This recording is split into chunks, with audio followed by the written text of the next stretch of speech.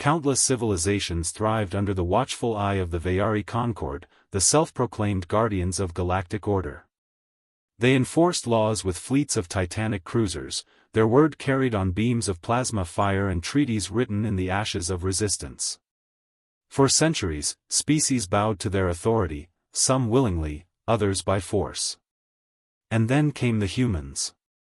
To the Concord, Earth was just another backwater world tucked along the spiral arm, a primitive species clinging to their fragile blue sphere. At first contact, the Vayari emissaries expected reverence and obedience. Instead, humanity listened, measured, and, most infuriating of all, refused to kneel. The Concord waited for war to break them. But it never came. Instead, humanity vanished from the great stage of galactic politics. Their colonies grew in silence, their borders guarded but never expanded. No fleets sailed beyond their territory, no ambassadors joined the Concord councils. It was as though the humans had chosen irrelevance, content to hide behind the veil of obscurity. But silence can be dangerous. It can grow heavy, electric, the stillness before lightning strikes. The galaxy misread it as weakness. It began with Caspra Prime, a human colony on the frontier. Concord patrols arrived unannounced, demanding tariffs, seizing resources, and arresting settlers who refused to comply. When the colonists protested, their transmissions to Earth were jammed, their voices silenced by interference. The Vayari believed humanity's homeworld would remain passive, too fearful to challenge their might. The Concord fleet left Caspra Prime burning, its cities smoldering ruins beneath orbital bombardments. Millions died. The rest vanished into forced labor camps. To the galaxy, it was nothing more than routine enforcement, an example to keep order. But to Earth, it was a spark thrown onto dry kindling. In the Council of Sol, deep beneath the marble domes of a fortified capital on Earth, silence hung heavy as the transmission ended. Survivors from Caspra Prime had managed to send fragments of the atrocity before their systems were silenced. Images of burning skies and children screaming beneath collapsing towers flickered across the chamber walls. No one spoke. The weight of fury was beyond words. At the center of the chamber stood Admiral Saran Kale, commander of the Terran Defense Fleet. His face was carved in stone like calm, but his eyes burned with a fire that no darkness could quench. "They expected us to remain silent," he said, voice steady, every syllable sharp as steel. "They believe humanity will swallow ash and blood, as so many others have." Around him, the leaders of Earth's colonies leaned forward, fists clenched, eyes gleaming with the same restrained fury. "Admiral," spoke Chancellor Mireya Voss, her voice trembling with both sorrow and resolve, "you know what this means. If we strike, if we rise, there is no return. The Concord will unleash their full fury." Kale's jaw tightened. "They already have." For a moment, silence returned. And then, like thunder rolling through the chamber, agreement rose. Humanity would not bow. Humanity would not vanish into quiet submission. Earth had waited long enough. The call went out across every colony, every fleet yard, every hidden station. For years, humanity had built in secret, learning from ancient ruins unearthed on Mars, decoding fragments of alien technology left adrift in forgotten systems. They had never paraded their strength before the galaxy, never revealed what they had uncovered in the shadows. Now, their silence broke. In the great orbital shipyards above Titan, the skeletons of warships, sleek, angular, forged from alloys darker than the void, came alive.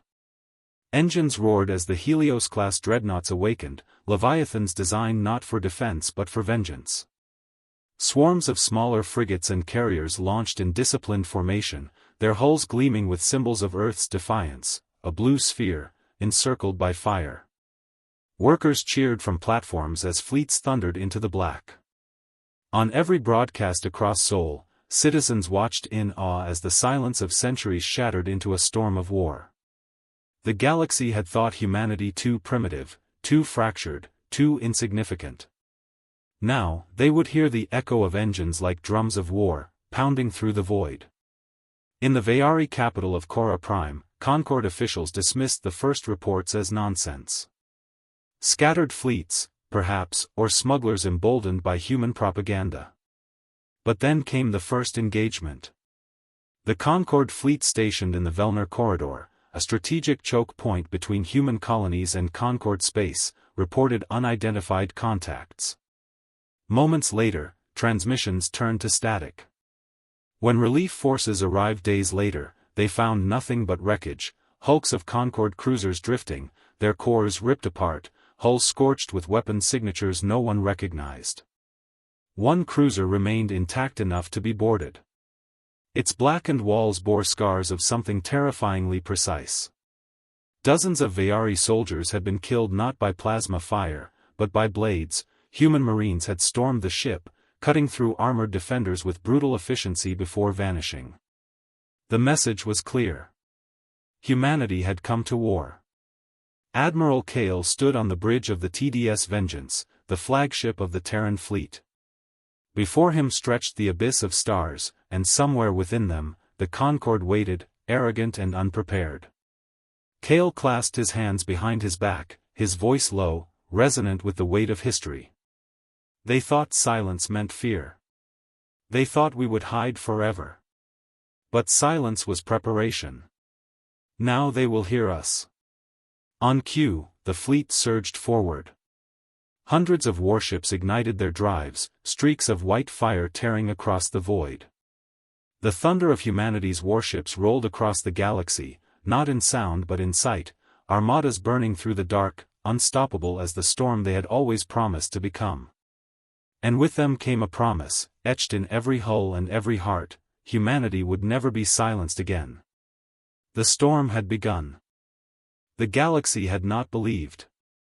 When whispers of human fleets first spread, the Concord dismissed them as exaggerations, ghost stories born of frontier chaos. The Vayari Concord had reigned for millennia, no fledgling species could possibly muster strength against them. And yet, every passing day brought darker rumors. Whole patrol squadrons gone missing. Outposts silenced. Convoys scattered to drifting wreckage. Soon, rumor became undeniable truth. The Battle of Telnara Rift was the first to be broadcast across the galaxy. Concord flagships, armed with devastating plasma cannons, fell in less than an hour. Dreadnoughts that had once commanded fear were reduced to blazing carcasses as human warships moved with predatory precision.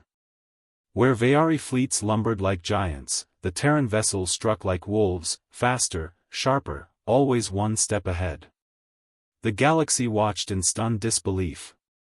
Humanity, once mocked as a backwater race, had risen not timidly, but with fury. Admiral Kale stood at the center of it all, his presence steady as steel amidst chaos.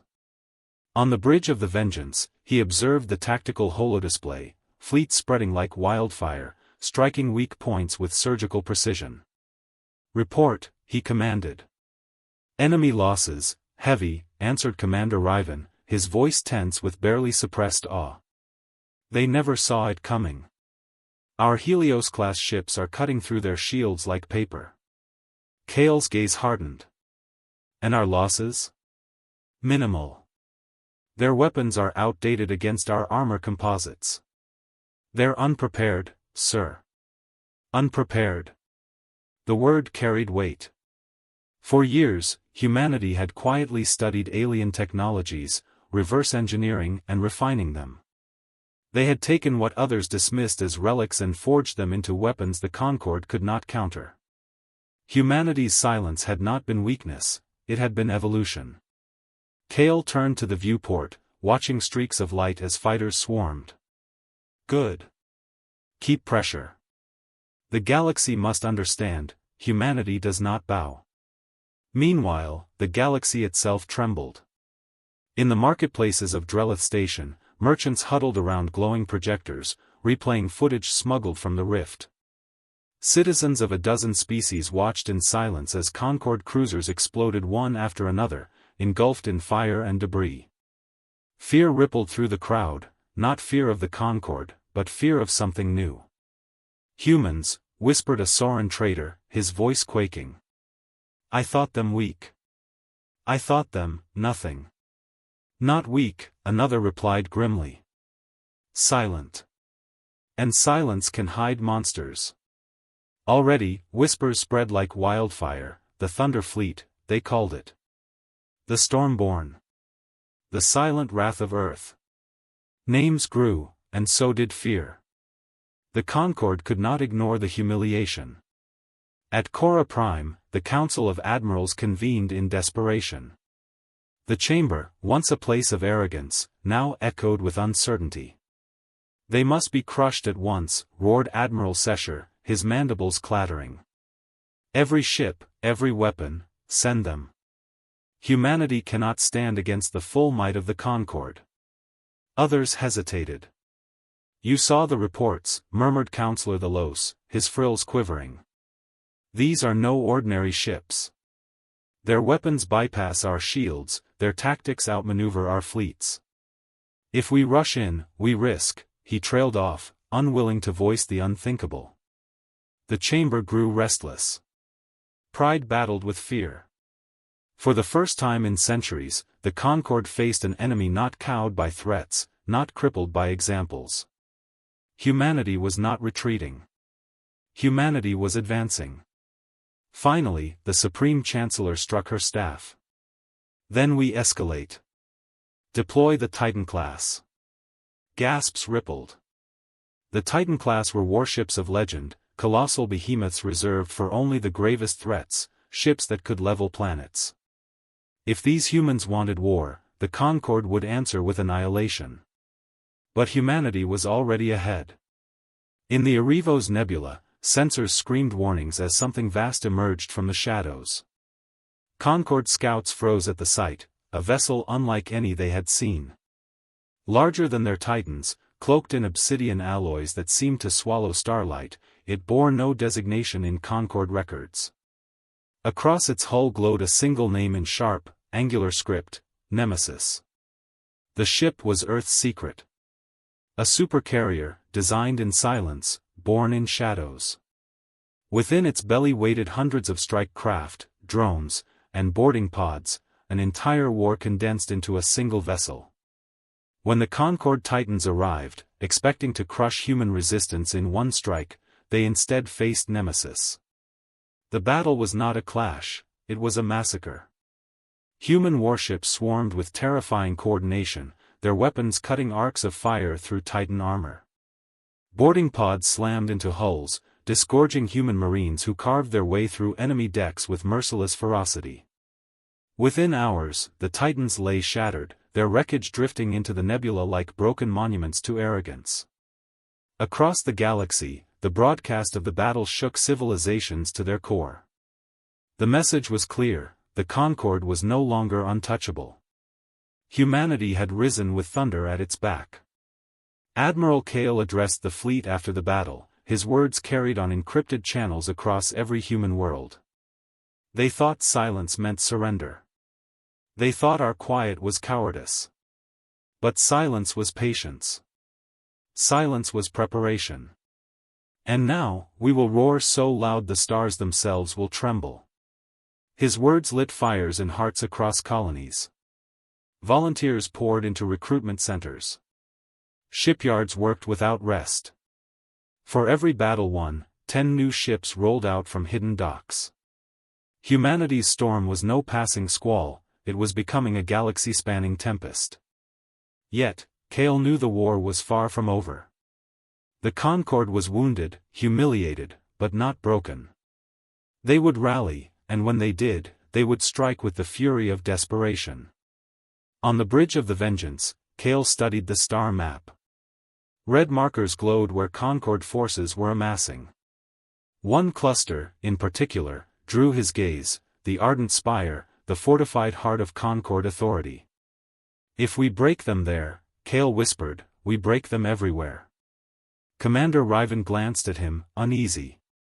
"Sir, an assault on the spire would mean total war. They will unleash every weapon they possess." Kale's lips curved into the faintest shadow of a smile. Then let them. We have thunder enough. Far beyond, in the corridors of power across alien worlds, leaders whispered in panic. Some debated siding with humanity, others called for neutrality, but one truth bound them all: the galaxy's balance had shattered. A species once dismissed as primitive had risen in fury, and the storm they unleashed showed no signs of ending. For the first time in millennia, the Vayari Concord was afraid. And fear spreads faster than fire. The galaxy held its breath. News of humanity's victory spread like wildfire, carried on smuggler channels, pirate frequencies, and the desperate whispers of refugees. Systems once thought loyal to the Vayari Concord faltered. Merchants rerouted their caravans. Governors ordered fleets to remain docked rather than risk destruction. For the first time in living memory, the Concord's iron grip cracked. Yet in the heart of Concord space, the ardent spire stood unyielding. A vast citadel orbiting a dying star, it was fortress and throne both, the symbol of Vayari dominance. From there, the Supreme Chancellor and her council ruled, protected by walls of warships and weapon platforms thick enough to repel any invasion. It was said that the spire could withstand the fury of 10,000 fleets.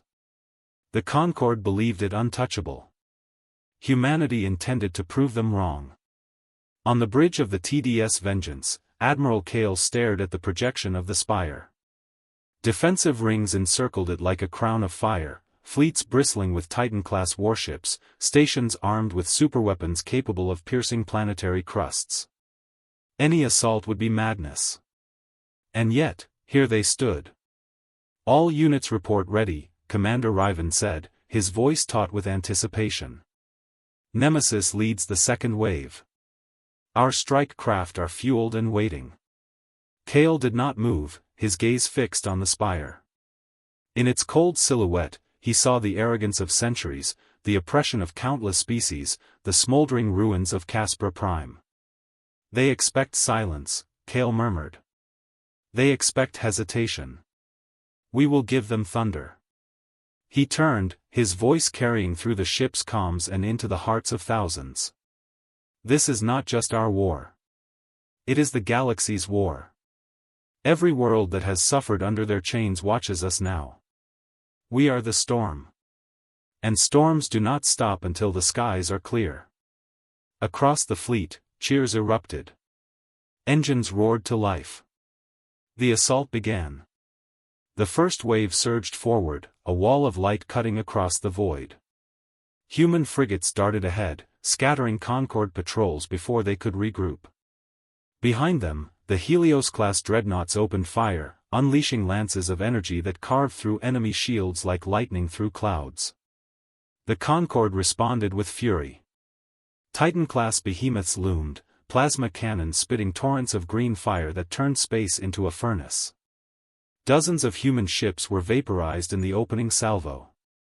But where one fell, three surged forward. The fleet pressed on, relentless, trading lives for ground, blood for progress. The Nemesis entered the fray, its vast hull blotting out stars. Hundreds of strike craft burst from its bays, swarming like hornets into the defensive rings. Explosions blossomed across Concord stations as Marines boarded, fought, and detonated charges deep within enemy cores. The void burned with fire and fury. On every frequency, the message spread: humanity was not retreating.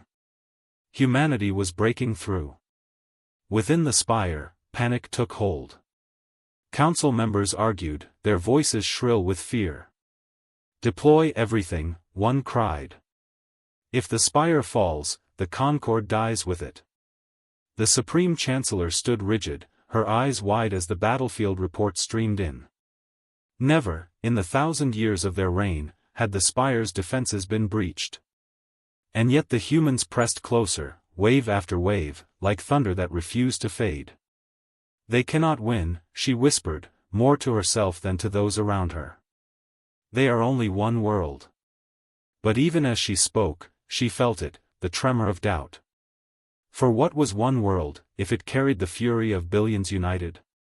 Admiral Kale stood amidst the chaos of the Vengeance's bridge, issuing orders with unshakable calm. Every loss, every sacrifice weighed on him, but his resolve never faltered. Humanity's storm could not break here. Target their control relays, Kale ordered. Blind their defenses. Make the spire deaf before we strike its heart. Weapons fire thundered. Human warships cut through relay stations, plunging half the defensive grid into silence. Concord ships floundered, blind and vulnerable. The tide turned. But victory demanded more. Kale's gaze settled on the Nemesis. Its carrier bays still glowed with unused firepower. Deploy the spear. Commander Riven's eyes widened. Sir, the spear hasn't been tested in live combat. Then we test it now. From the belly of the Nemesis, a single craft emerged. Unlike any other vessel, it was sleek, spear-shaped, forged from alloys reverse-engineered from alien ruins. At its core burned a weapon stolen from forgotten civilizations, an energy warhead capable of tearing through defenses no fleet could breach. The spear streaked through the battlefield, darting past wreckage and fire. Concord ships swarmed to intercept, but fighters sacrificed themselves to clear the path, ramming enemy interceptors, detonating charges in suicidal defiance. Humanity carved a corridor through blood and fire. The spear struck the spire's central shield. For a heartbeat, silence. Then light. A detonation brighter than a newborn sun erupted, tearing through barriers thought impenetrable. The spire's shield shattered, fragments of energy cascading like broken glass. The fortress lay exposed, naked before the storm. Now, Kale commanded. All ships, fire. The fleet unleashed hell. Every gun, every missile, every beam converged on the spire. Armor crumbled, towers split apart, fire spread through its colossal frame. Concord defenders fought desperately, but panic consumed them. One by one, their ships fell, swallowed by explosions until the once mighty defense ring was nothing but drifting wreckage. At last, the Vengeance pushed into range. Admiral Kale stared at the spire's burning silhouette. "This is for Caspra Prime," he whispered. "And for every world they silenced." With a final command, the Vengeance fired its main cannon. A beam of blinding energy lanced forward, piercing the spire's core. For a moment, the galaxy itself seemed to hold still. Then the ardent spire exploded. A shockwave of fire and debris rippled outward, scattering the remnants of the Concord fleet. The citadel that had stood for 1,000 years was gone, reduced to ashes by the thunder of humanity's warships. Across the stars, silence followed. Not the silence of fear, but of awe.